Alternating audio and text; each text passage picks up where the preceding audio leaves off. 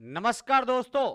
तो हाजिर है आपके सामने हिंदी साहित्य का जो इतिहास है उसको हम पढ़ने जा रहे हैं। और आपको जानकारी के लिए बता दूं कि अपन आज ऐप के ऊपर अपनी पहली क्लास लेकर के मैं आया हूं। और इसमें हम किस प्रकार से अध्ययन करेंगे उस पर 2 मिनट चर्चा करता हूं। उसके बाद अपने बिंदु पे चलेंगे, हम क्रमबद्धता से स्टेप बाय स्टेप पढ़ेंगे। और जो विद्यार्थी मुझसे जुड़े हुए हैं पहले, कुछ विद्यार्थी जो है नए आए हैं, नहीं जुड़े हैं, मेरी यूट्यूब पे डेमो वीडियो देख करके ऐप लिया है, तो मैं आप सभी का पहले तो इस प्लेटफॉर्म के ऊपर, अपने हिंदी पॉइंट ऐप के ऊपर आपका हार्दिक अभिनंदन करता हूं। स्वागत है आपका। हम आज से ऐसा आगाज करने जा रहे हैं, ऐसा इतिहास सीखने जा रहे हैं, इस प्रकार से सीखने जा रहे हैं कि जैसा हमने पहले कभी नहीं सीखा होगा।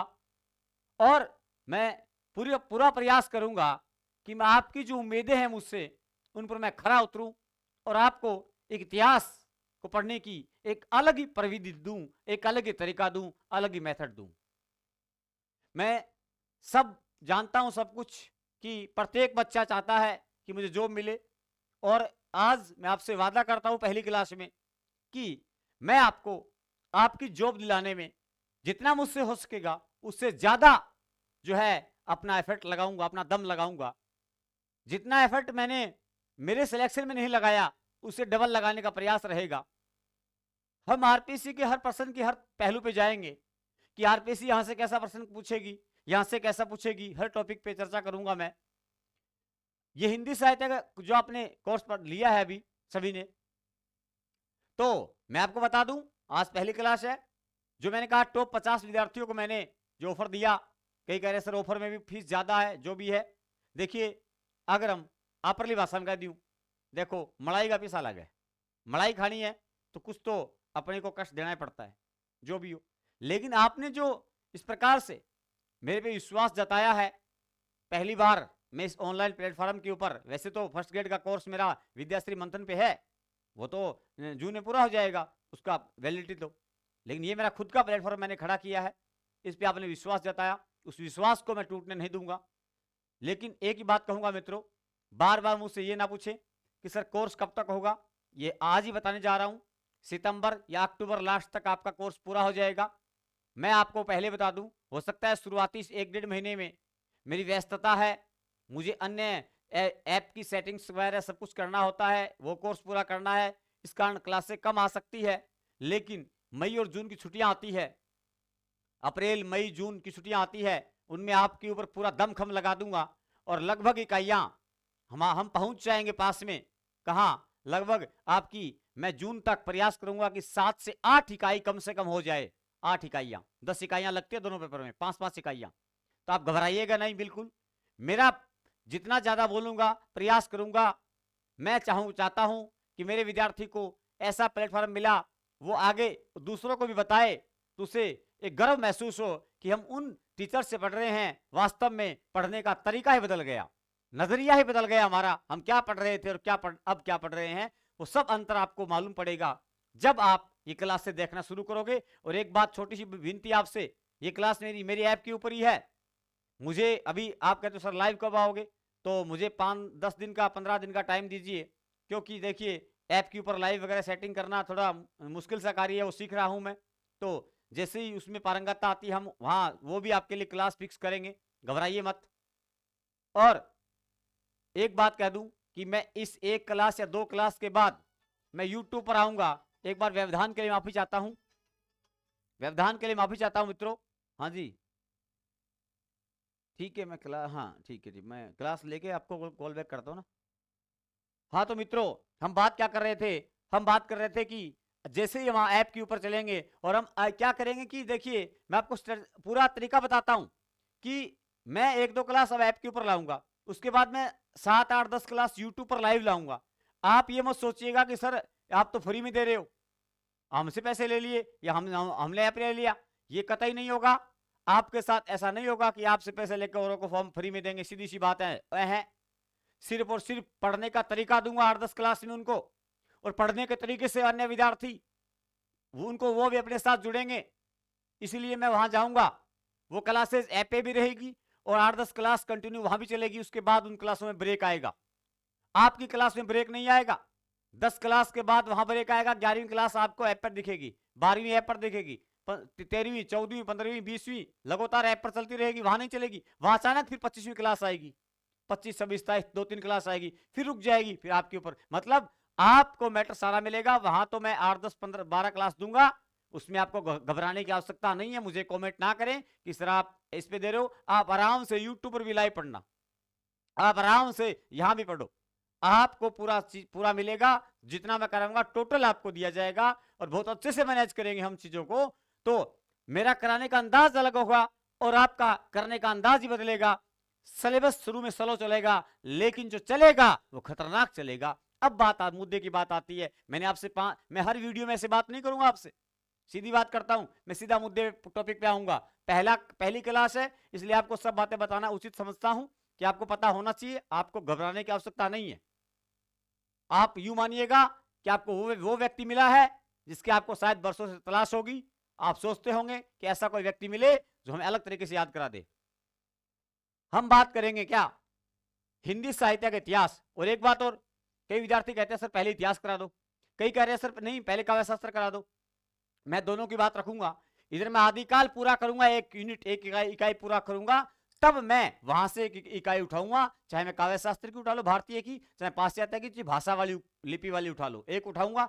वहां मान लो मैंने भारतीय काव्य शास्त्र आदिकाल के बाद एक इकाई के बाद मैंने एक इकाई भारतीय काव्य शास्त्र उठा ली, वो पूरी करूंगा, वो पूरी हो जाएगी तब भक्ति काल उठाऊंगा। ऐसे चलेगा पैरेलल, एक इकाई वो एक इकाई वो, ध्यान रखना। तो दोनों प्रकार के बच्चों की बात रह जाएगी। जो चाहते हैं इतिहास पहले हो उनका इतिहास भी होगा, और चाहते हैं कि काव्य शास्त्र हो तो वो भी होगा। इसलिए दोनों टाइप मुझे दोनों रखना पड़ता है। कोई सब बच्चे मेरे लिए समान है। और मैं आपसे एक फिर निवेदन करता हूं कि मेरी पोस्टिंग जहां तक हो संभव हो सूरतगढ़ में करवाने का मेरा भरसक प्रयास रहेगा अभी, और वहां मेरा सेटअप वहां सेट हो जाएगा, कोई इशू नहीं आएगा। तो मैं अंतिम जो आपके 2-2.5 महीने होंगे, मैं आपको पर्सनली ऑफलाइन बुलाऊंगा। मेरा आपसे निवेदन है हाथ जोड़ करके कि मुझे सिलेक्शन चाहिए आपके, मुझे परचम लहराना है इस राजस्थान में, आरपीएससी में धाक जमानी है आपकी कि हम किससे लग के आए हैं, हम उन सर से पढ़ के लगे हैं। ऐसा मुझे मेरा दिल चाहता है कि मैं आपको सबको जितने मुझसे पढ़े मैं सबको जॉब लगा दूं। और इसीलिए मैं ऑफलाइन आपको 2-2.5 महीने बुलाऊंगा। जो बच्चा आएगा वो उसको मैं और ज्यादा निखार दूंगा उन 2-2.5 महीनों में। इस यानी बर्छी वर्गा बना दूंगा, धार लगा दूंगा, जम्मा पानो प्रश्नान जपान झप काटोगा, ईशा बनाए छोड़ दूंगा। तो आपके लिए मैं समर्पित रहूंगा, इस बात की कतई टेंशन मत लीजिएगा। ये सर ये व्यक्ति 2 दिन लेट हो सकता है, लेकिन आपके साथ कभी धोखा नहीं होगा, ना किसी को करने दूंगा। आप मुझसे जुड़े हो, आपका विश्वास लास्ट तक कायम रहेगा, ये मेरी जुबान है, आप देख लेना।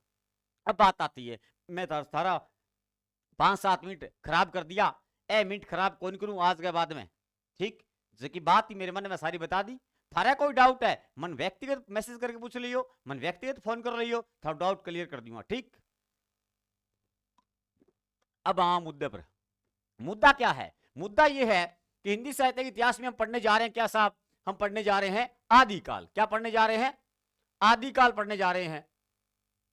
हम आदिकाल पढ़ने जा रहे हैं। और आदिकाल में मैं कहूंगा पहले आदिकाल ना पढ़ेंगे, आदिकाल तो शुरू होगा बाद में। पहले हिंदी साहित्य का इतिहास क्या है, हिंदी साहित्य किसे कहते हैं, साहित्य किसे कहते हैं, इतिहास किसे कहते हैं, हिंदी क्या है।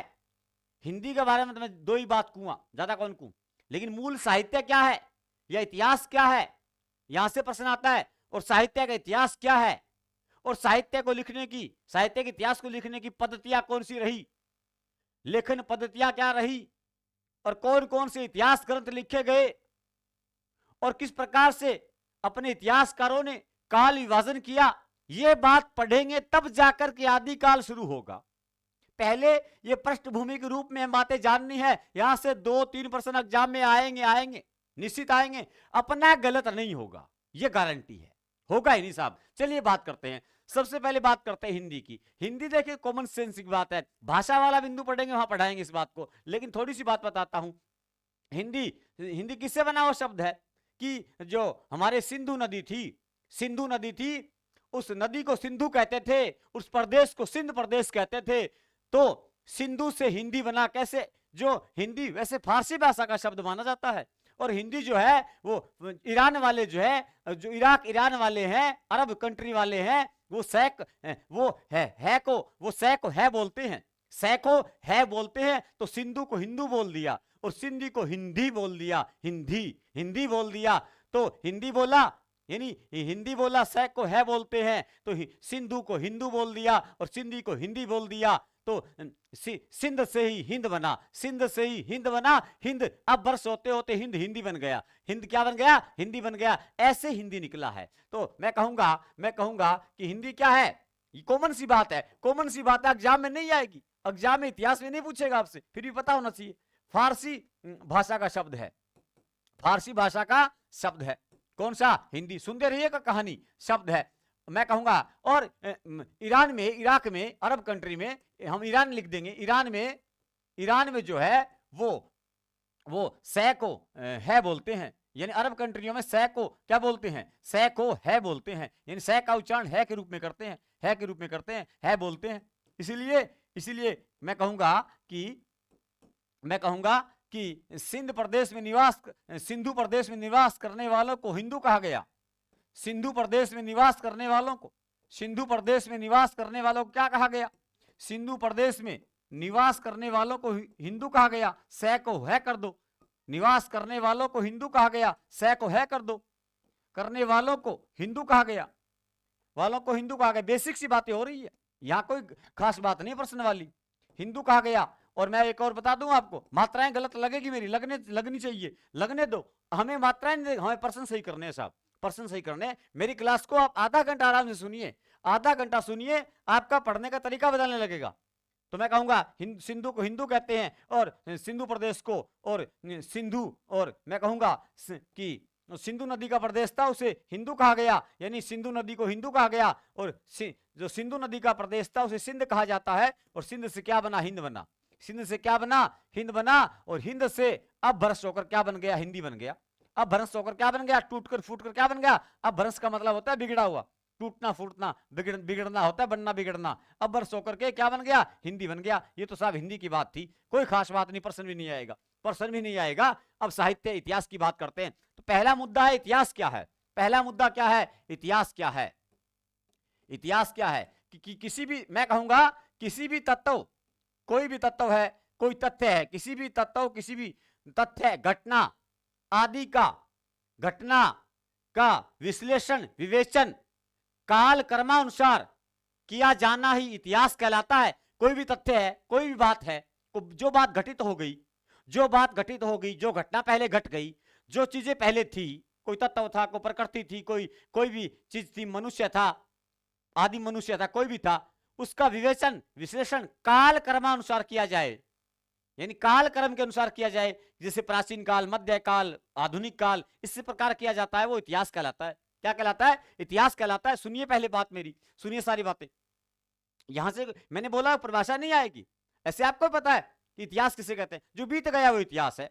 इति प्लस में है, प्लस में हास, इति मतलब है समाप्त, है मतलब निश्चित, और इति प्लस में इतिहास, इति प्लस में है, प्लस में अस, एस मतलब ऐसा हुआ, यानी जो समाप्त हुआ ऐसा निश्चित है, जो समाप्त हो गया ऐसा निश्चित है, मतलब जो समाप्त हो गया वो इतिहास बन गया, इतिहास बन गया। हमें इतिहास बनाना है, अपना भी इतिहास बनाना है। इतिहास के पिता हेरोडोटस हैं। हेरोडोटस को इतिहास का पिता कहा जाता है, इतिहास का जनक कहा जाता है। बताइए, हेरोडोटस ने इतिहास डॉट से लिखा या पेन से लिखा? हेरोडोटस ने इतिहास डॉट से लिखा था, इसलिए हेरोडोटस इतिहास के पिता कहलाए, इतिहास के लिए कौन क्या क्या कहता है? इतिहास के लिए कार्लाइल कहता है, कार्लाइल पश्चिमी विचारक है, कार्लाइल कहता है, लिखेंगे सारी बातें, कार्लाइल कहता है इतिहास क्या है? इतिहास, कार्लाइल कहता है, दृष्टांतों के द्वारा शिक्षा प्रदान करता है। इतिहास में उदाहरण होते हैं, दृष्टांत होते हैं। दृष्टांत का मतलब होता है उदाहरण होना, जो हमें दृष्टांतों के द्वारा शिक्षा प्रदान करे, ज्ञान प्रदान करे, वह इतिहास है। मतलब जहां से हम उदाहरण लेके आए कि पहले के मनुष्य ऐसे करते थे, मोहनजोदड़ो में लोग ऐसे थे, और हड़प्पा में लोग ऐसे थे, कालीबंगा में लोग ऐसे थे।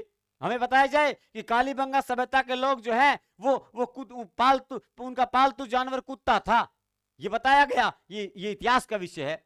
ये इतिहास का विषय है। तो इतिहास क्या है? मैंने कहा कार्लाइल कहता है इतिहास क्या है? दृष्टांतों का के द्वारा शिक्षा प्रदान करता है। इतिहास एक ऐसा दर्शन है जो दृष्टांतों के द्वारा शिक्षा प्रदान करता है। एक ऐसा दर्शन है इतिहास जो उदाहरणों के द्वारा हमें उससे क्या मिलती है? शिक्षा मिलती है। ऐसा कौन कहता है? कार्लाइल कहता है। सोचिए कैसे बताया गया कि कालीबंगा सभ्यता जो है, कालीबंगा सभ्यता में जो है यहां मकान ईंटों के बने हुए हैं। कालीबंगा सभ्यता के लोग जो है भैंस पालते थे, गाय भी पालते थे, बकरी भी पालते थे, कपास की खेती करते थे, पालतू जानवर कुत्ता था। कालीबंगा सभ्यता घग्गर नदी के बाएं किनारे है। ये सब बातें मिली किससे? ये सब उदाहरण हमने लिए, ये हमने इतिहास से उठाए हैं। कहां से उठाए हैं? इतिहास से उठाए हैं। तो इतिहास क्या है? ऐसा दर्शन जो दृष्टांतों के द्वारा हमें ज्ञान प्रदान करे, शिक्षा प्रदान करे, वह इतिहास है। आप सोचिए, अब कालीबंगा वाली बात याद होनी चाहिए कि याद कीजिए शब्दों में सब कुछ है। सब ऐसी यही तरीका रहेगा अपना, यही तरीका रहेगा। क्या रहेगा कि कैक कालीबंगा के लोग जो है, कैक कालीबंगा के सभ्यता के लोगों का पालतू जानवर कैक कुत्ता था। कैक कालीबंगा वाले कैक कपास की खेती करते थे। कैक कालीबंगा वाले कैक काली काली भैंस पालते थे। कैक काली काली भैंस पालते थे। कालीबंगा में बह है, बंगा में बह है, बकरी पालते थे। बकरा तो होगा ही, बकरी पालते थे। कालीबंगा गाय भी पालते थे, गाय भी पालते थे। गाय होगा तो बैल अवश्य होगा, गाय होगी तो बैल अवश्य होगा, बैल अवश्य होगा। कालीबंगा सभ्यता के लोग जो है वो उनके मकान ईंटों से बने होते थे। कालीबंगा सभ्यता को जो है तीसरी राजधानी कहा था, तीसरी राजधानी कहा गया था। सिंधु घाटी सभ्यता की तीसरी राजधानी कालीबंगा सभ्यता है, ऐसा दशरथ शर्मा कहते हैं। दशरथ शर्मा कहते हैं। बताइए शर्मा लोग जो है वो तीसरी बात करते हैं कि नहीं करते? करते हैं। इसलिए दशरथ शर्मा ने कह दिया ये कालीबंगा तो सिंधु घाटी की क्या है? तीसरी राजधानी है, हम वहां नहीं जाएंगे, वहां नहीं जाएंगे। मैंने बताया कि तरीका ये रहेगा। लेकिन इतिहास क्या है? कार्लाइल कहता है जो दृष्टांतों के द्वारा शिक्षा प्रदान करे। इतिहास एक ऐसा दर्शन है जो दृष्टांतों के द्वारा शिक्षा प्रदान करे। इसके बाद इलियट आता है। इलियट क्या कहता है? इलियट कहता है केवल वर्तमान ही अतीत को प्रभावित नहीं करता, बल्कि अतीत भी वर्तमान को प्रभावित करता है। इन केवल वर्तमान अतीत को प्रभावित नहीं करता। वर्तमान मतलब आज हम क्या कर रहे हैं, पहले लोगों ने क्या किया, तो हम उनको प्रभावित नहीं कर रहे कि उन्होंने कुछ नहीं किया हमने किया, बल्कि उनसे हम सीख करके आज प्रभावित हो रहे हैं। ये कौन कहता है? इलियट कहता है कि इतिहास केवल वर्तमान ही अतीत को प्रभावित नहीं करता, बल्कि अब अतीत भी वर्तमान को प्रभावित करता है। ये बात इलियट कहता है। गुरगणना परिभाषा अभी हाल ही में नेट में आई है, हाल ही में नेट में पूछी गई है, और बच्चे करके आए हैं जो मुझसे पढ़ रहे हैं फर्स्ट ग्रेड को, वो करके आए हैं कि सर आपने बताया तरीका, सेकंडों में उत्तर आया, ऑप्शन की आवश्यकता नहीं थी, आवश्यकता नहीं थी। मैं बता रहा हूं तरीका होगा, तरीका होगा कैसे। कार्लाइल कहता है, मैं कहूंगा इतिहास का अर्थ क्या है, और परिभाषा हीगल भी है। हीगल कहता है इतिहास क्या नहीं है, इतिहास केवल घटनाओं का अन्वेषण करना, संकलन मात्र नहीं है। इतिहास केवल घटनाओं का अन्वेषण करना, अन्वेषण मतलब खोजना, घटनाओं को खोजना, और संकलन मात्र नहीं है, बल्कि इतिहास में कार्य कारण की श्रृंखला विद्यमान होती है। कार्य कारण की श्रृंखला विद्यमान होती है, वो इतिहास है। वो क्या है?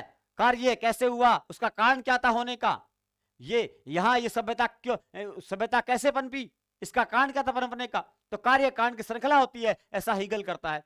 श्रृंखला होती है, एक नहीं, एक कार्य नहीं, कारण भी है, एक कार्य भी है एक कारण भी है, दोनों चीजें हैं, दो चीज हैं, एक कार्य भी है और एक कारण भी है, ऐसा हीगल कहता है। हीगल दो गल करता है, हीगल दो गल करता है, इसलिए द्वंदात्मक भौतिकवाद का जनक है। द्वंदात्मक भौतिकवाद जो जिसे मार्क्सवाद प्रभावित था, कार्ल मार्क्स, उसका द्वंदात्मक भौतिकवाद का मूल जनक हीगल है। मूल जनक कौन है? हीगल है। हीगल दो गल करता है। द्वंदात्मक का जनक कौन है? हीगल है। हीगल दो गल करता है, एक कार्य की गल करता है, एक कारण की गल करता है। दो गल कौन करेगा? हीगल करेगा, हीगल करेगा। और ही बात करेंगे। पहले में कैसे याद करें, मैं कहूंगा, मैंने कहा इतिहास एक ऐसा दर्शन है जो क्या करता है दृष्टांतों के द्वारा शिक्षा प्रदान करता है। ऐसा किसने कहा? अभी बात की हमने कि सर ऐसा तो मैं फोक्स देख लेता हूं, हाँ, कि ऐसा तो सर कहने वाला कार्लाइल था। इतिहास एक ऐसा दर्शन है, कार्लाइल कहता है कर लो दर्शन, कर लो दर्शन, बेड़ा पार हो जाएगा। कार्लाइल कहता है कर लो दर्शन। इतनी बात याद रखे, गोली मारिया के क्या लिखा है, क्या लिखा है नहीं पूछेगा, परिभाषा पूछेगा, सीधा बताना है, कर लो दर्शन, दर्शन आते ही कर लो, कार्लाइल हो जाएगा। इलियट कहता है वर्तमान भी अतीत को प्रभावित नहीं करता, बल्कि अतीत भी वर्तमान को प्रभावित करता है। बोलिए ऐसे, इलियट का जन्म 1888 में हुआ था। इलियट पढ़ना होगा, इलियट पढ़ेंगे हम कहां? पाश्चात्य विचारकों में, पाश्चात्य काव्य शास्त्र में। वहां इलियट का जो है निर्व्यक्तिकतावाद का सिद्धांत है, वहां इलियट का जो है परंपरा का सिद्धांत है, इलियट का वस्तुनिष्ठ समीकरण का सिद्धांत है, लेकिन लगता नहीं है। वो दो मैंने बोले वो लगते हैं। निर्व्यक्तिकता का कौन सा? इलियट का है। और परंपरा का सिद्धांत कौन सा? इलियट का है। वस्तुनिष्ठ समीकरण का सिद्धांत कौन सा? इलियट का। आगे याद करेंगे, पहले इलियट का जन्म याद होना चाहिए, क्योंकि लगता है इसलिए जन्म भी पूछ लेगा, कर्म पूछ लेगा, तो हम जन्म भी याद कर लेंगे। यहाँ इलियट एट में जन्मा था। कब जन्मा? एट 4 8 नहीं हो सकते, 8 तो 3 हो सकते हैं। 1888 तो इलियट कब जन्मा था? एट में जन्मा था। इलियट कहता है अतीत ही वर्तमान को प्रभावित नहीं करता, बल्कि वर्तमान भी अतीत को प्रभावित करता है। अतीत कौन कहता है? अतीत पहले कहता है इलियट, लास्ट में अतीत कहता है इलियट।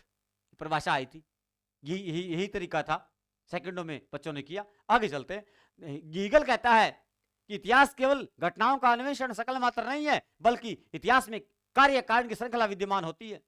एक कार्य है, एक कारण है, दो है कि नहीं है? दो चीजें हैं, एक कार्य भी है, एक कारण भी है। ही गल कितनी गल करता है? ही गल दो गल करता है, इसलिए कार्य भी है, कारण भी है, और द्वंदात्मक भौतिकवाद का जनक भी है। ये द्वंदात्मक में दो होंगे, ही गल दो गल करेगा। इसके बाद आता है कौन? विको आता है। विको बात कहता है कि अतीत के बारे में विको एक बात कहता है, इतिहास का संबंध केवल अतीत से नहीं बल्कि वर्तमान से भी है। गौर कीजिए, इलियट वाले में अतीत 2 बार आएगा। इलियट वाले में अतीत कितने बार आएगा? 2 बार आएगा। यहां 1 बार आता है कि इतिहास का संबंध केवल अतीत से नहीं वर्तमान से भी है, क्योंकि इतिहास का निर्माता स्वयं मनुष्य है। ये कहता है क्योंकि इतिहास का निर्माता कौन है? स्वयं मनुष्य है। क्या वो निर्माता? विको कहता है ये बात। कौन कहता है? विको कहता है ये बात। विको ने कहा था कि इतिहास का निर्माता स्वयं मनुष्य है। तो आप कहेंगे बी को निर्माता कौन है? बैंको एको नहीं, बैंको निर्माता कौन है? सर बैंको निर्माता तो मनुष्य है। बैंको कहेंगे बी को मतलब बीको कहता है, बैंको कहेंगे इतिहास को। बींगो निर्माता कौन है? बींगो मतलब बींगो निर्माता कौन है? मनुष्य है। कहूं इतिहास को। ये 4 परिभाषा में याद रखनी है। हमारे काम की इलियट की है, आपके पेपर में इलियट आ सकता है, इलियट की है। और बात करते हैं, इतिहास का पिता हेरोडोटस था। मैंने कहा था डॉट से लिखा था इतिहास, ऐसे यूं नहीं लिखा, कच्ची पेन से नहीं लिखा, डॉट से लिखा था। तो मैं कहूंगा कि और भी बात हम करते हैं, फोक्स खराब ना हो, इसलिए आवाज तो आ रही है। चलिए और बात करते हैं, इतिहास की विशेषता क्या है? क्या है इतिहास? इतिहास में क्या होता है? इतिहास एक वैज्ञानिक विधा है कि मनोवैज्ञानिक है? सर इतिहास एक वैज्ञानिक विधा है। वैज्ञानिक तरीके से घटनाओं को सेट किया जाता है, घटनाओं का अन्वेषण किया जाता है। इतिहास एक आलोचनात्मक विधा है कि नहीं है? कोई कहता है कि यहाँ मोहरे मिली थी चांदी की, कोई कहता नहीं मिली थी, तांबे की मिली थी, कोई कहता तांबा बहुत था, कोई कहता लोहा बहुत था। इसका मतलब आलोचनाएं होती है, तब जाकर के इतिहास बनता है। आलोचनात्मक विधा है इतिहास। इतिहास एक तर्क संगत विधा है, तर्क पे डिपेंड है, कल्पना पे नहीं है साहब। कविता कल्पना पे हो सकती है, इतिहास तर्क संगत विधा है। इतिहास की पद्धति वैज्ञानिक है। इतिहास मनुष्य जाति से संबंध रखता है। किससे? मनुष्य जाति से। इतिहास का संबंध किससे है? मनुष्य का क्या इतिहास रहा, ऐसा हम कहते हैं। मनुष्य का इतिहास क्या रहा, ऐसा कहा जाता है। इतिहास बताइए प्रमाण पे आधारित है या नहीं है? इतिहास निष्कर्ष और प्रमाण पे आधारित है। इतिहास क्या है? निष्कर्ष और प्रमाण पे डिपेंड करता है इतिहास। इतिहास जो है वो मैं कहूंगा कि इतिहास में वर्तमान में यानी अतीत के आलोक में भविष्य पर प्रकाश डालते हैं कि अतीत ऐसा रहा, वर्तमान ऐसा है, तो मनुष्य का भविष्य कैसा होगा, ये इतिहास पे डिपेंड होता है। तो इतिहास की 4-5 विशेषताएं पता होनी चाहिए, पेपर में नहीं आएगी। तो पता क्यों रहे हो? सिर्फ समझ बनानी है, समझ बन जानी चाहिए, बाकी कुछ नहीं आता। परिभाषा बता रहा हूं वो आती है। अब इतिहास के प्रति साहित्य, इतिहास के प्रति यानी अपने साहित्य के इतिहास के प्रति पाश्चात्य जो विचारक है, पश्चिमी सभ्यता वाले और भारतीय विचारक हैं, दृष्टिकोण कैसा रहा था? उनका यथार्थवादी है। पाश्चात्य विचारों का दृष्टिकोण कैसा है? यथार्थ, वास्तविकता है। यथार्थ जो है प्रेजेंट में वो बताया उन्होंने। हमारा दृष्टिकोण अध्यात्मवादी आदर्शवादी है। भारतीयों का दृष्टिकोण कैसा है? अध्यात्म और आदर्श में डूबे रहते हैं। हम तो डूबे रहे थे। आज वर्तमान में हम वर्तमान यथार्थवादी दृष्टिकोण पे आ चुके होंगे आधे। लेकिन पहले सोचिए, क्या हम देवी देवताओं का पूजन नहीं करते थे क्या? इतिहास में बहुत देवी देवताएं, अग्नि है, वायु है, नीम है, पिंपल है, पेड़, क्या नहीं कौन छोड़ दियो, सारा देवता बनाए छोड़ दिया अपने प्राचीन जो भारतीय थे उन्होंने। तो अध्यात्मवादी नहीं था क्या दृष्टिकोण अपना? था साहब, आदर्श पे डिपेंड थे ना अपना अपने कि ये ऐसा व्यक्ति महान व्यक्ति, हमें ऐसा बनना चाहिए। हमारा दृष्टिकोण कैसा है? आदर्शवादी। जबकि इतिहास को लेकर के पाश्चात्य विचारक कहते हैं जो वर्तमान में है वही सही है।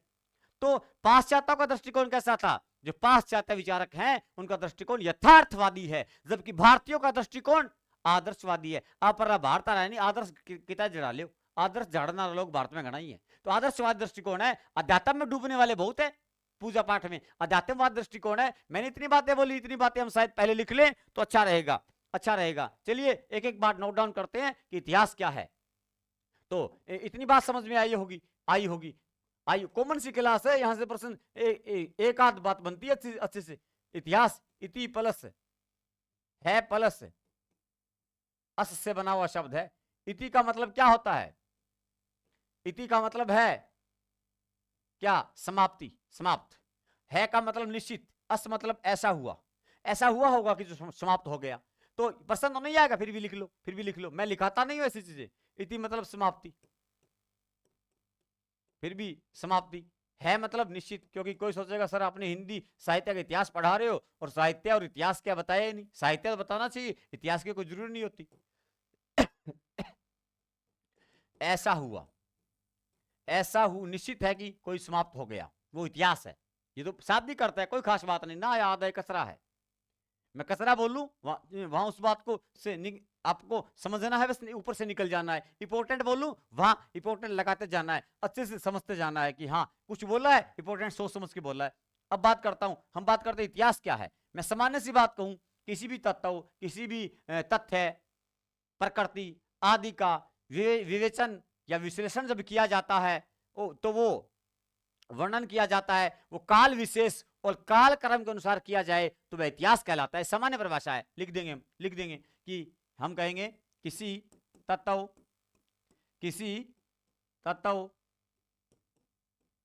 तथ्य प्रकृति घटना आदि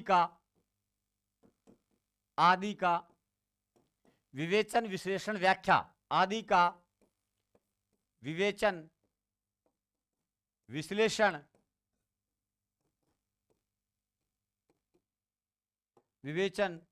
विश्लेषण व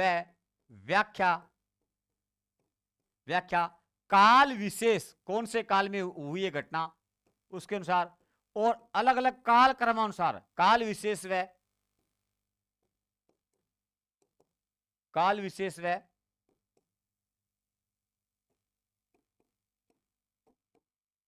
काल क्रमानुसार वर्णन किया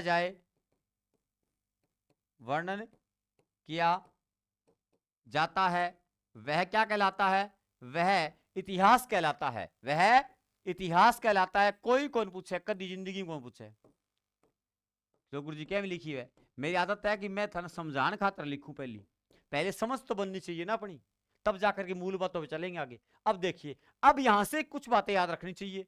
मैं कहता हूं सबसे पहले कार्लाइल क्या कहता है, मेरी लॉजिक जो मेरी ट्रिक होंगी, जो मैं जिन्हें मैं लॉजिक बोलता हूं, ट्रिक नहीं है मेरी, वो लॉजिक समझने हैं। लिखूंगा नहीं कहीं, मैं लिखूंगा नहीं। हाँ क्या, क्योंकि मेरी ट्रिक ऐसी है जो काम अपना याद करा के निकल जाएगी। तो अब कार्लाइल क्या कहता है?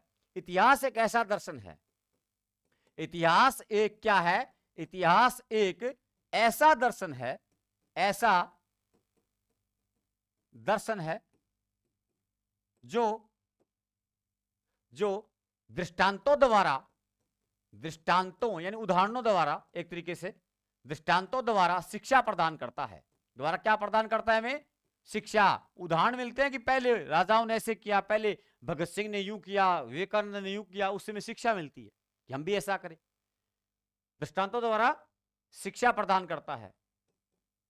शिक्षा प्रदान करता है। तो किसने कहा ये बात? ये बात कही साहब कार्लाइल ने। कार्लाइल कहता है कर लो दर्शन, कार्लाइल कहता है कर लो दर्शन, बाद में देर हो जाएगी। कार्लाइल कहता है कर लो दर्शन।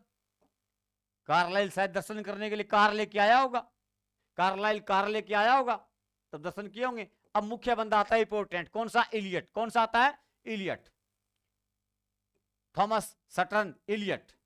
इलियट को वहां बहुत अच्छा पढ़ेंगे। ये ऐसा बंदा है जो वहां से आपको 2, 3 से 4 प्रश्न लेगा, अकेला बंदा पाश्चात्य काव्य शास्त्र में, और एक भी प्रश्न इधर उधर नहीं होगा, एक भी प्रश्न नहीं होगा, चैलेंज करूंगा।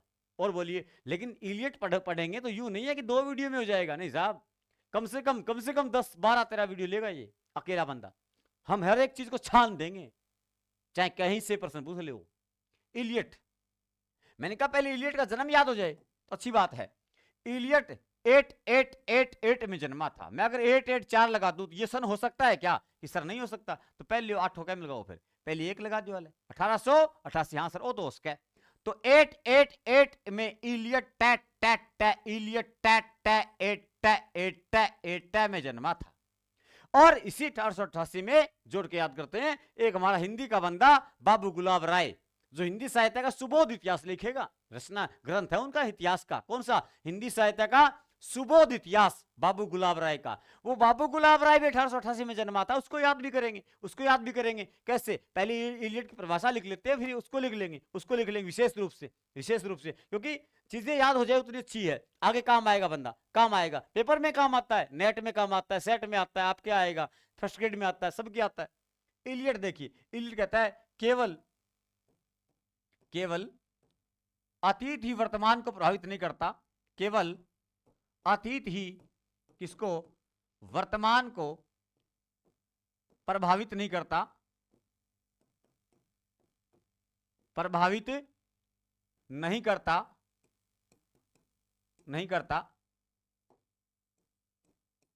थोड़ा पेन मोटो कर लिया, बल्कि वर्तमान भी, क्या है, बल्कि वर्तमान भी अतीत को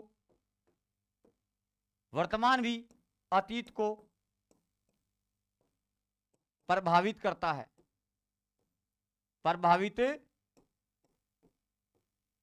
है, तो मैंने कहा अतीत ही वर्तमान को प्रभावित नहीं करता, बल्कि वर्तमान भी अतीत को प्रभावित करता है। अतीत 2 बार आता है, अतीत इलियट कहता है, ऐसे बोलिएगा, बोलना पड़ेगा, बेशरम भी होना पड़ेगा।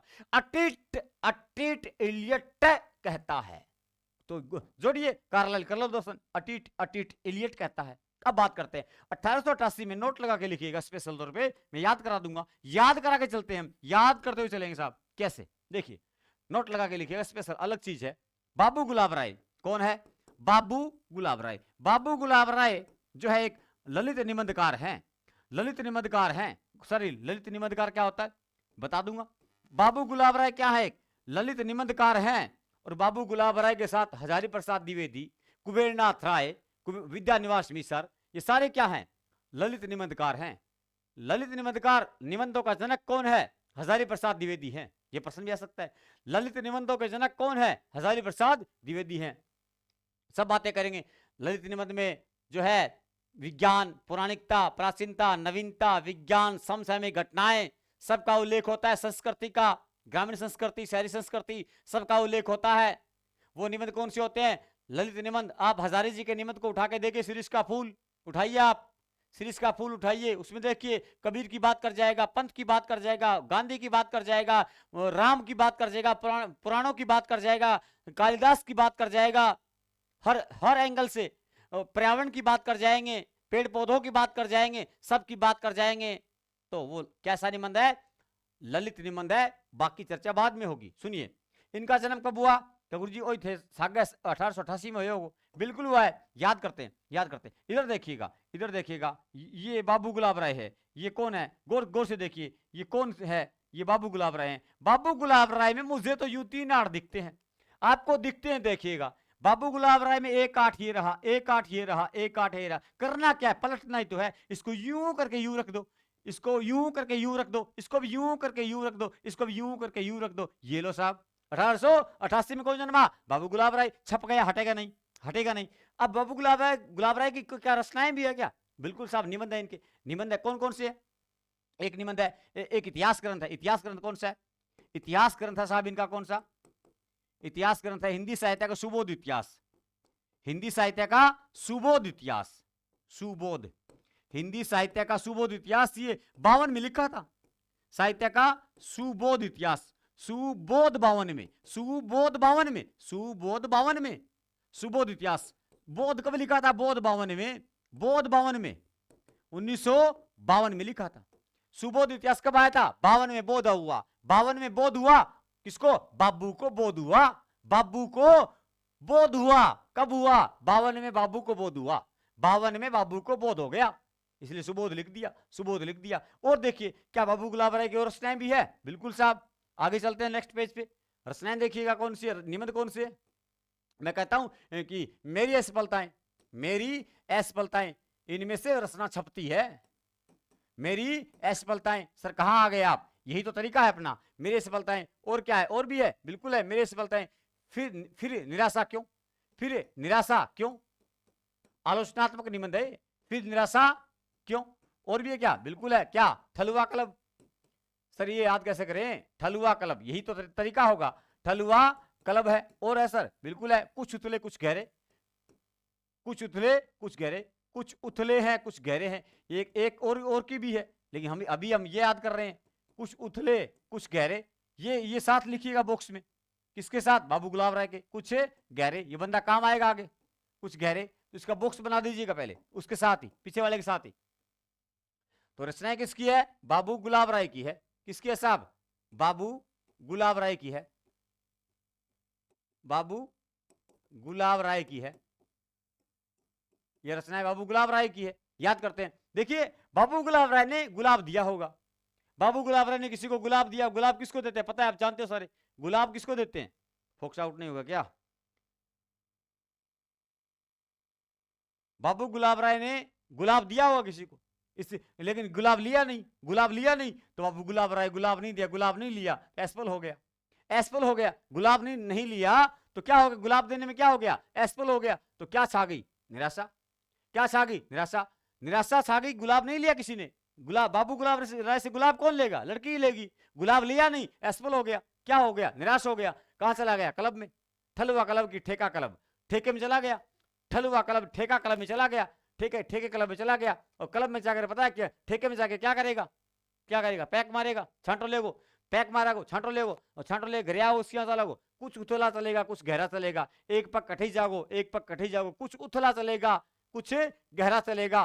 क्लब से आएगा तो कुछ तो उथला, कदी ऊंचो पग, कदी नीचो पग, कदी ऊंचो, कदी गहरो, कदी ऊंचो, कदी नीचो चलेगो। तो बाबू गुलाब राय ने गुलाब दिया, लिया नहीं, एसपल हो गया। क्या छाई? निराशा। निराशा छा गई।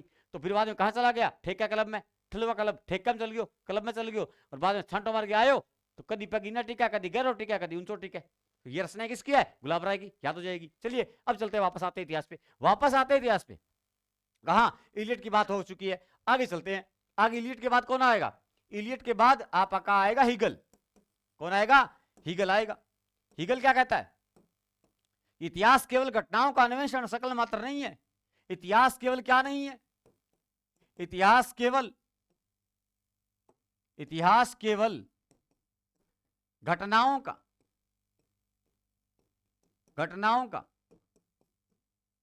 अन्वेषण करना, अन्वेषण व संकलन मात्र नहीं है। घटना इकट्ठी कर ली, यही इतिहास है? नहीं, इतना ही काम नहीं है इतिहास में। संकलन मात्र नहीं है, बल्कि उसमें क्या रहती है? बल्कि इतिहास में, बल्कि उसमें कार्य कारण की, एक कार्य होगा, एक कारण होगा, दो चीज होगी। हीगल कितनी गल करेगा? 2 गल करेगा। कार्य कारण की श्रृंखला विद्यमान रहती है। कार्य कारण की श्रृंखला विद्यमान रहती है। ये किसने कहा? ये कह दिया साहब हीगल ने। तो कार्य कारण 2 होंगे। हीगल 2 गल करता है। आप नोट लगा के लिखिएगा। हीगल को द्वंदात्मक भौतिकवाद का जनक कहते हैं। अगर हीगल ना हो तो उत्तर में कार्ल मार्क्स करना है। कार्ल मार्क्स ने तो उधार लिया था द्वंदात्मक शब्द। किससे? हीगल से। उधार लिया था, कार्ल मार्क्स पास नहीं हुआ था, उसको इतने मार्क्स चाहिए कि उधार लेना पड़ा द्वंद्वात्मक शब्द। किससे? हीगल से। ये फोक्स आउट क्यों होता है? अब सही है, सही दिखता होगा। हाँ अब ठीक है, चलिए। उधार लिया था तो हीगल ने नोट लगा के लिखेंगे, क्या लिखेंगे कि हीगल को क्या कहा जाता है? हीगल को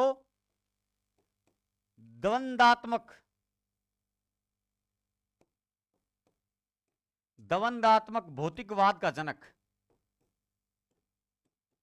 भौतिकवाद का जनक कहा जाता है। जनक कहा जाता है, किसको कहा जाता है? हीगल को। द्वंद्वात्मक भौतिकवाद का जनक किसे कहा जाता है? हीगल को कहा जाता है। तो दो दो गल कौन करता है? द्वंद्वात्मक मतलब दो दो दो दो दो दो दो दो गल करता है हीगल। दो दो गल करेगा कौन? हीगल। इधर इधर दो दो गल करेगा, दो दो गल करेगा हीगल। दो दो बात बताएगा, एक कार्य बताएगा, एक कारण बताएगा। अतीत वर्तमान, वर्तमान अतीत, इलियट आ जाएगा, इलियट आ जाएगा। दर्शन, कार्लाइल आ जाएगा, कार्लाइल आ जाएगा। ये आपका हीगल है। हीगल द्वंद्वात्मक। हीगल ने इतिहास के तीन पक्ष बताए, वाद, प्रतिवाद और समन्वय। हीगल ने इतिहास के कितने पक्ष बताए? लिख लो, चाहे नॉर्मल सी बात है। हीगल ने ना लिखो तो भी काम चलेगा। इतिहास के तीन पक्ष बताए, इतिहास के तीन पक्ष बताए, इतिहास के तीन पक्ष बताए। इतिहास में क्या होता है? एक वाद होता है, एक प्रतिवाद, एक समन्वय होता है। दोनों में समन्वय होगा। विचारधारा इतिहास के लिए एक तो वाद, एक सामने जो अपने बात रखी वो हो गया, एक उस बात को काटने वाले हो गए कौन? प्रतिवाद। एक वो हो गए जो दोनों दोनों बातों में क्या करते हैं? समन्वय करते हैं। समन्वय, ये तीन पक्ष होता है, इससे इतिहास बनता है। यानी वाद से, उसका प्रतिवाद करने से, आलोचना करने से, और उन दोनों का समन्वय करने से कोरिलेशन। कई इतिहासकार ऐसे होते हैं जो अपनी बात कहते हैं, दावा करते हैं। कई इतिहासकार होते हैं जो उनके दावों को काट देते हैं। कई ऐसे होते हैं जो दावे करने वाले को काटने वालों के बीच की मध्यस्थता की बात कर देते हैं, वो समन्वय हो गया। तो इतिहास में कितने पक्ष बता दिए हीगल ने? तीन पक्ष बताए। लेकिन कौन सा सिद्धांत है? द्वंद्वात्मक भौतिकवाद। द्वंद्वात्मक, दो दो गल करेगा, दो बोलेगा कार्य और कारण बोलेगा, हीगल बोलेगा। ये बात पता हो ना पता हो चलेगा। आगे चलते हैं। हीगल के बाद मैंने कहा विको। विको, विको कहता है, ये विको क्या कहता है? विको की बात याद कर लेते हैं। विको साहब ने क्या कहा? इन्होंने कहा था इतिहास का संबंध न केवल, इतिहास का संबंध, ये फोक्स आउट हो गया,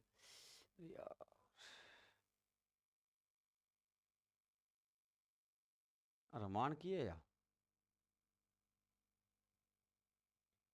आगे रखना पड़ेगा। इतिहास का संबंध न केवल, इतिहास का संबंध न केवल अतीत से बल्कि वर्तमान से भी होता है। इतिहास का संबंध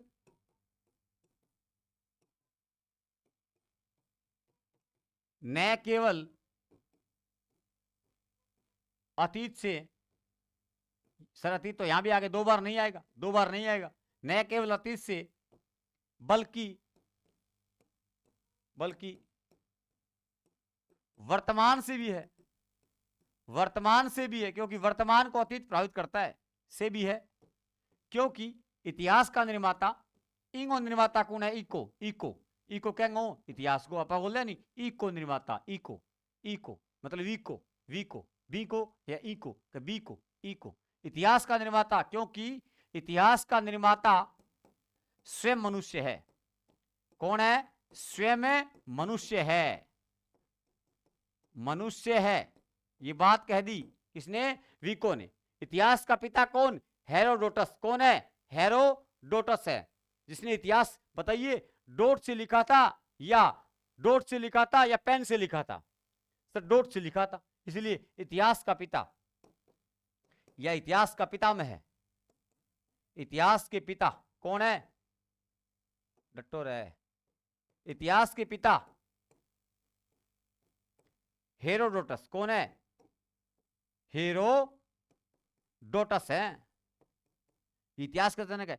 अब इतिहास की विशेषता और देख लिया, ठीक है साहब, देखो आगे देखो इतिहास की विशेषता की है। इतिहास में चार पांच बात मेरे चाहिए, इतिहास में हुए की है। इतिहास की विशेषता क्या है इतिहास में? इतिहास की विशेषता नंबर एक, इतिहास एक वैज्ञानिक विधा है। इतिहास क्या है? इतिहास एक वैज्ञानिक विधा है। वैज्ञानिक तरीके से इसको हम इसका संकलन करते हैं, यूं नहीं, यूं अपनाते नहीं है। हर किसी ने कह दिया कि ये मिला है, हमने उसकी छानबीन खोज करेंगे, वैज्ञानिक तरीके से पुष्टि करेंगे, तब अपनाएंगे कि हाँ वास्तव में इतिहास में ऐसा हुआ होगा। वैज्ञानिक विधा है। इतिहास क्या है? इतिहास आलोचनात्मक विधा है। क्या है ये?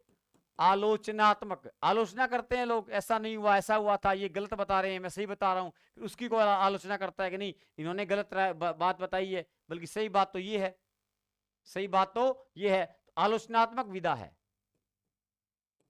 ठीक है। और क्या है? इतिहास का संबंध किससे? मनुष्य जाति से होता है मुख्यतः। इतिहास का संबंध किससे है? इतिहास का संबंध मुख्यतः किससे होता है? मुख्यतः मनुष्य जाति से होता है। मनुष्य और भेड़ाऊ हो गए, मुख्यतः मनुष्य जाति से होता है, मनुष्य जाति से होता है, जाति से होता है। ये इतिहास हो गया। आगे देखिए और क्या है? इतिहास जो है अतीत के आलोक में भविष्य पर प्रकाश डालता है। इतिहास क्या करता है? अतीत के आलोक में भविष्य पर प्रकाश डालता है। अतीत के आलोक में किसके ऊपर? भविष्य। इतिहास ऐसा था, वर्तमान ऐसा है, तो भविष्य कैसा होगा? तो इतिहास के आधार पर तय किया जा सकता है कि यहां इस प्रकार से हुआ था, आज ऐसा हो रहा है, तो आगे ऐसा हो सकता है। अतीत के आलोक में भविष्य पर प्रकाश डालता है कौन? इतिहास प्रकाश डालता है। इसके बाद और बताओ गुरुजी। इतिहास एक तर्क संगत विधा है। क्या है? तर्क संगत। तो हम लिखेंगे इतिहास एक क्या है? तर्क संगत विधा है, संगत विधा है। इतिहास निष्कर्ष व प्रमाणों पर आधारित होता है। इसके ऊपर इसका निष्कर्ष क्या निकला, इससे हमने क्या सीखा, इस सभ्यता से मैंने क्या सीखा। इतिहास निष्कर्ष व प्रमाणों पर आधारित होता है। इतिहास किस पे होता है? इतिहास निष्कर्ष व प्रमाणों पर आधारित होता है। व परमाणु, कल्पना नहीं होती। कल्पना साहित्य में हो सकती है, साहित्य के इतिहास में नहीं हो सकती। साहित्य के इतिहास में नहीं हो सकती, साहित्य में हो सकती है, क्योंकि साहित्य में कविताएं होती है, इसलिए हो सकती है। इतिहास निष्कर्ष व प्रमाणों पर आधारित होता है। तो ये मैंने जो विशेषता बताई है 4 5 6 जो भी आधारित होता है, वो विशेषताएं आपके पेपर में नहीं आएगी। तो कुछ बताएगा ये समझ बनाने खातिर इतिहास होगा कि इतिहास में एक वैज्ञानिक विधा। इतिहास में आलोचनात्मक पद्धति अपनाई जाए जब इतिहास को संकलन हुआ है। इतिहास का संबंध किससे होता है? मुख्यतः मनुष्य हुआ है और डांगरा हुआ है, वो तो मनुष्य जाति से संबंध होता है। आलोचनात्मक विधा है, वैज्ञानिक विधा है। और अतीत के आलोक में किस पे प्रकाश पड़ता है? भविष्य के ऊपर, कि अतीत ऐसा था, भविष्य कैसा होगा। ये बात करते कि कहां है? वर्तमान में। इतिहास का अन्वेषण वर्तमान में किया जाता है, ठीक है। इतिहास एक तर्क संगत विधा है, तर्क होता है इसमें, ऐसे यूं गप को नहीं है। निष्कर्ष और प्रमाण पे डिपेंड होता है, कल्पना पे नहीं होता, कल्पना पे नहीं होता। तो मैंने आपको यहाँ इतिहास के बारे में लिखी है सारी बातें, इतिहास की बात हो गई, इतिहास के बारे में मैंने आपको सब बातें बताई है यहाँ। अब हमारी बात आती है साहित्य की। क्लास देखते कितने टाइम की? क्लास भी लगभग आपकी 50 मिनट की हो चुकी है, तो मैं रिवाइज करता हूं, बाकी बात हम अगली क्लास में करेंगे। किसकी? साहित्य की बात। साहित्य क्या चीज है? चलिए मैं बोलता हूं साहित्य के बारे में, सुनिए। हम कर लेंगे अगली क्लास में, कर लेंगे, 5-7 मिनट बोलता हूं मैं साहित्य के लिए, कि साहित्य मनुष्य की सामाजिक व सांस्कृतिक और राजनीतिक परिस्थितियों का, सामाजिक सांस्कृतिक और राजनीतिक परिस्थितियों का विश्लेषण ही साहित्य है। साहित्य का मतलब सह प्लस में हित, सभी का हित लेकर चलने वाला होता है साहित्य। सभी का हित जो चाहता हो, सभी का हित चाहता हो, सभी की भलाई चाहता हो, वो होता है साहित्य। साहित्य में सभी का भाव सम्मिलित होता है, सम प्लस भाव, सभी का को समान रूप से सभी का भाव सम्मिलित हो, सभी का हित हो, वो साहित्य होता है। साहित्य में सांस्कृतिक, सामाजिक, राजनीतिक परिस्थितियों का विश्लेषण करते हैं, वही साहित्य है। और साहित्य के लिए हजारी प्रसाद द्विवेदी कहते हैं कि मैं साहित्य को मनुष्य की दृष्टि से देखने का पक्षपाती हूं। मनुष्य की दृष्टि से जो साहित्य है, मनुष्य को वाकजाल, दुर्गति, परोमुखोपेक्षिता, हीनता आदि से न बचाए, जो उसकी आत्मा को तेजो उद्दीप्त ना कर सके, जो उसमें पर दुख कातरता, संवेदनशीलता न जगा सके, उसे साहित्य कहने में मुझे संकोच होता है। कौन कहता है? हजारी। इतनी बात, हजार बात कौन कहेगा? हजारी कहेगा, हजारी कहेगा। और ही बात है, बाल कृष्ण भट्ट कहता है साहित्य जन समूह के हृदय का विकास है। महावीर प्रसाद द्विवेदी कहेंगे ज्ञान राशि के संचित कोष का नाम ही साहित्य है। ज्ञान राशि के संचित कोष का नाम ही साहित्य है। नगेंद्र कहता है कि जनता की बदलती हुई अभिरुचियों और संवेदनाओं का इतिहास ही साहित्य है। जनता की रुचियां बदल रही है, संवेदना बदल रही है, वही साहित्य का इतिहास कहलाता है। अलग अलग रामचंद्र शुक्ल कहते हैं कि जनता की जो चित्तवृत्ति है, जनता की चित्तवृत्तियों का प्रतिबिंब क्या है? साहित्य है। तो प्रत्येक देश का साहित्य वहां की जनता की चित्तवृत्ति की संचित, जो मैं कहूंगा, शुक्ल कहते हैं कि प्रत्येक देश का साहित्य, प्रत्येक देश का साहित्य वहां की जनता के हृदय की इन चित्तवृत्तियों का संचित प्रतिबिंब होता है। शुक्ल की शकल प्रतिबिंब में देख लेंगे। और बात भी करेंगे इसमें हम, और बात भी करेंगे। तो ऐसे महादेव वर्मा कहते हैं कि साहित्य क्या है? साहित्य जय पराजय, शक्ति दुर्बलता, हास अश्रु, मृत्यु जीवन की गाथा है। मृत्यु जीवन की क्या है? गाथा है। और साहित्य में शब्द और अर्थ, भाव और विचार का परंपरा अनुकूल समन्वय होना ही साहित्य है। बाबू गुलाब राय कहते हैं, बाबू गुलाब राय कहते हैं। ऐसे हम साहित्य के बारे में विचार रखेंगे अगली क्लास में, ये परिभाषाएं याद भी करेंगे हम। साहित्य वह जादू की लकड़ी है जो ईंट पत्थरों आदि में जान फूंक सकती है, प्रेमचंद कहते हैं। तो हम हर एक व्यक्ति की बात करेंगे जो महत्वपूर्ण होंगे। कौन कौन महत्वपूर्ण है? 8-10 व्यक्ति होंगे, उनकी हम चर्चा करेंगे अगली वीडियो में। उसमें हम साहित्य को जानेंगे, साहित्य क्या है, साहित्य जानेंगे, साहित्य का इतिहास किसे कहते हैं वो जान लें, अगली वीडियो में जानेंगे सारी बात। फिर उसके बाद हम जानेंगे क्या, हम आएंगे साहित्य को लिखने की विभिन्न पद्धतियां। क्या? विभिन्न पद्धतियां। तो हमारी पहली क्लास थी, फटाफट रिवाइज मोड लेते हैं फटाफट दोस्तों। हमने कम लिखा होगा, समझने का प्रयास किया है। इतिहास, इति प्लस में है प्लस अस, इति का मतलब समाप्ति, इति श्री होना, इति श्री होना, है मतलब निश्चित, ऐसा हुआ है निश्चित हुआ है, एस ऐसा हुआ होगा। किसी तत्व, तथ्य, प्रकृति, घटना आदि का विवेचन, विश्लेषण, वर्णन, व्याख्या का काल विशेष और काल कर्म के अनुसार वर्णन किया जाता है, क्या कहलाता है? इतिहास कहलाता है। इतिहास कहलाता है। कार्लाइल, इतिहास एक ऐसा दर्शन है, कर लो दर्शन, जो दृष्टांतों के द्वारा शिक्षा देता है। इलियट है 888 में जन्मा था, केवल अतीत ही वर्तमान को प्रभावित नहीं करता, बल्कि वर्तमान भी अतीत को प्रभावित करता है। जब भी पढ़ो ऐसे ही पढ़ना है, अतीत, अतीत नहीं बोलना है, अतीत। इलियट के साथ ही बाबू गुलाब राय में 3 में 8-8 दिखते हैं मुझे। बाबू गुलाब राय ने हिंदी साहित्य का सुबोध इतिहास लिखा था। बाबू को बोध था, बाबू को बोध हुआ 52 में, बाबू को बोध हुआ 52 में, बोध हुआ 52 में, तो 1952 में लिखा। बाबू ने, गुलाब राय ने गुलाब देना चाहा, असफल हो गया, तो निराशा छा गई, चला गया क्लब में छांटा मारने, पीने के लिए, ठेका क्लब में चला गया। तो वहां पी करके आया तो कुछ उथला कुछ गहरा यूं यूं चल रहा था। हीगल कहता है इतिहास केवल घटनाओं का अन्वेषण संकलन मात्र नहीं है, बल्कि उसमें कार्य कारण की श्रृंखला विद्यमान है। तो कार्य कारण दो हैं, कार्य भी है कारण भी है, तो 2 है। तो हीगल 2 गल करता है, द्वंदात्मक का जनक है। 3 पक्ष माने इतिहास के, क्या? वाद, प्रतिवाद और समन्वय। समन्वय छोड़िए इस बात को।